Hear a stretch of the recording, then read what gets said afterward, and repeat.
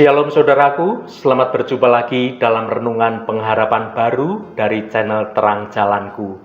Senang rasanya dapat menyapa Anda kembali dalam renungan ini. Hari ini saya akan menyampaikan renungan dengan judul Jangkar Kehidupan yang Kuat. Tetapi sebelum kita mendengarkan kebenaran firman Tuhan ini, mari kita berdoa terlebih dahulu. Allah Bapa yang Maha Kuasa, Engkau adalah Allah sumber segala pengharapan bagi kami. Dalam dunia yang penuh ketidakpastian ini, kami seringkali merasa takut dan menjadi khawatir.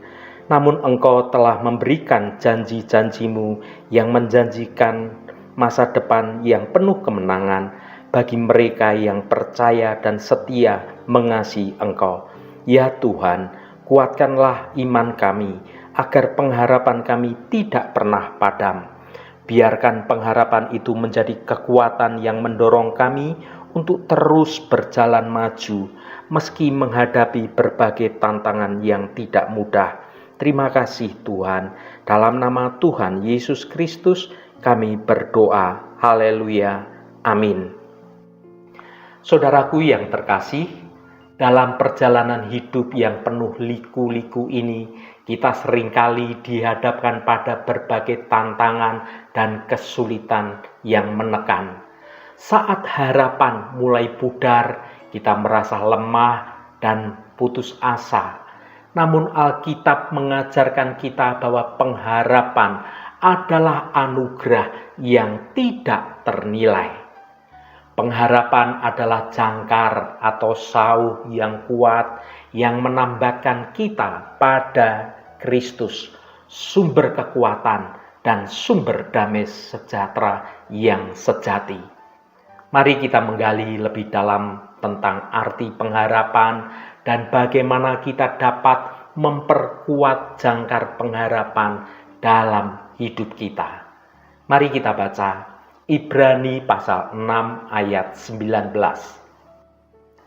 Pengharapan itu adalah sauh yang kuat dan aman bagi jiwa kita yang telah dilabuhkan sampai ke belakang tabir.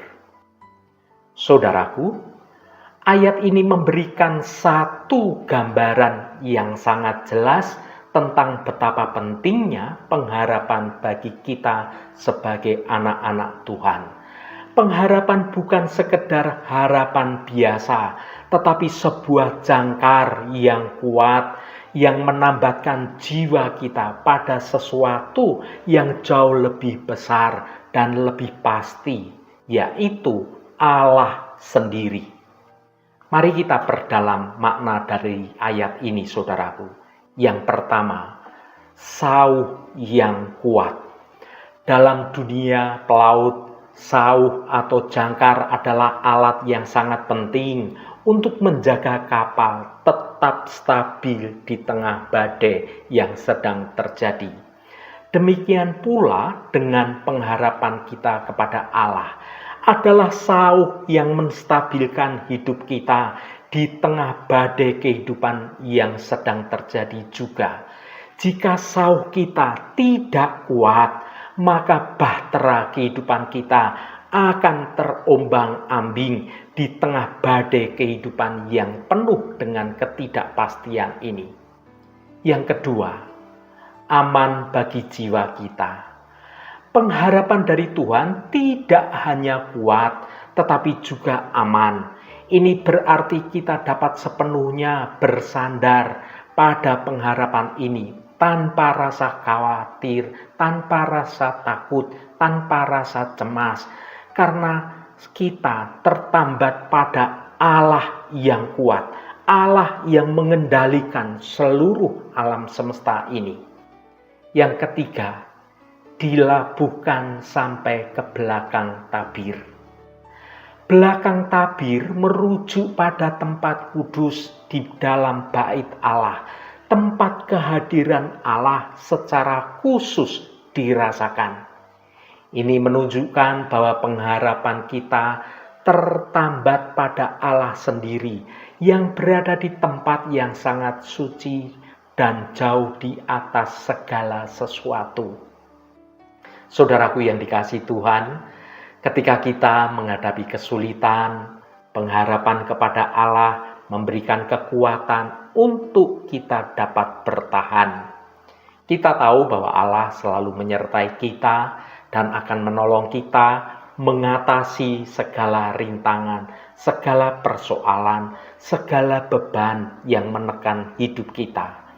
Pengharapan di dalam Tuhan memberikan kita penghiburan di saat-saat sedih dan di saat kita merasa sendiri, kesepian. Kita tahu bahwa ada masa depan yang lebih baik menanti kita bersama dengan Allah. Pengharapan juga akan mendorong kita untuk hidup sesuai dengan kehendak Allah. Kita ingin menyenangkan Tuhan yang telah memberikan kita harapan yang begitu besar, dan pengharapan adalah suatu fondasi bagi iman kita. Tanpa pengharapan, iman kita akan menjadi lemah, kita mudah sekali menjadi goyah. Saudaraku yang diberkati Tuhan, siapa yang tidak takut ketika harus menghadapi badai besar di tengah lautan kehidupan ini? Angin dan ombak besar itu dapat membuat kapal kita yang kita tumpangi atau bahtera kita menjadi kandas. Pada saat seperti itulah sebuah sauh atau jangkar akan diturunkan ke dasar laut. Ukuran jangkar jelas sangat kecil bila dibandingkan dengan ukuran kapal. Namun peran jangkar ini sangat besar untuk menahan kapal dari terjangan ombak yang ganas. Alkitab mengibaratkan pengharapan kepada Tuhan seperti jangkar. Dengan jangkar itulah orang dapat bertahan dalam badai ketidakpastian hidup di dunia ini. Seperti pengalaman Abraham, istrinya sudah menopause dan dirinya juga sudah begitu tua. Mungkinkah ia akan bisa mendapatkan keturunan seperti yang dijanjikan Tuhan? Penantian panjang ini seperti badai yang dapat menggoyahkan iman Abraham. Namun Alkitab mencatat, Abraham menanti dengan sabar. Mengapa? Karena Abraham tahu kepada siapa ia meletakkan pengharapannya. Penulis kitab Ibrani mendorong jemaat Tuhan yang mulai goyah imannya untuk memiliki pengharapan yang demikian itu. Dalam ketidakpastian, tetap berharap pada janji-janji Tuhan. Mari kita baca Ibrani pasal 6 ayat 11 dan 12. Tetapi kami ingin supaya kamu masing-masing menunjukkan kesungguhan yang sama untuk menjadikan pengharapanmu suatu milik yang pasti sampai pada akhirnya. Agar kamu jangan menjadi lamban, tetapi menjadi penurut-penurut mereka yang oleh iman dan kesabaran mendapat bagian dalam apa yang dijanjikan Allah. Saudaraku, ayat ini adalah sebuah ajakan yang kuat bagi kita sebagai orang percaya untuk tetap teguh dalam iman di tengah segala badai kehidupan yang terjadi. Ini mengingatkan kita pada janji Tuhan yang tidak pernah berubah dan pengharapan yang senantiasa teguh yang kita miliki di dalam Tuhan. Tuhan kita adalah Tuhan yang selalu menepati janji-janjinya. Dia tidak pernah berdusta. Apakah kita sungguh-sungguh meletakkan pengharapan kita hanya kepada Tuhan saja? Menanti memang adalah pekerjaan yang tidak menyenangkan, tetapi menanti adalah bukti kesungguhan iman dan pengharapan kepada Tuhan yang memberikan janji itu. Jangan berusaha menjawab pergumulan dengan cara kita sendiri, saudaraku.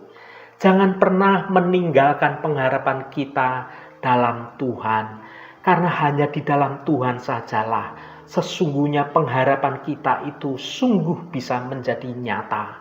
Sesungguhnya pengharapan itulah sauh bagi jiwa yang akan menjaga kita untuk tidak goyah diombang-ambingkan oleh badai kehidupan.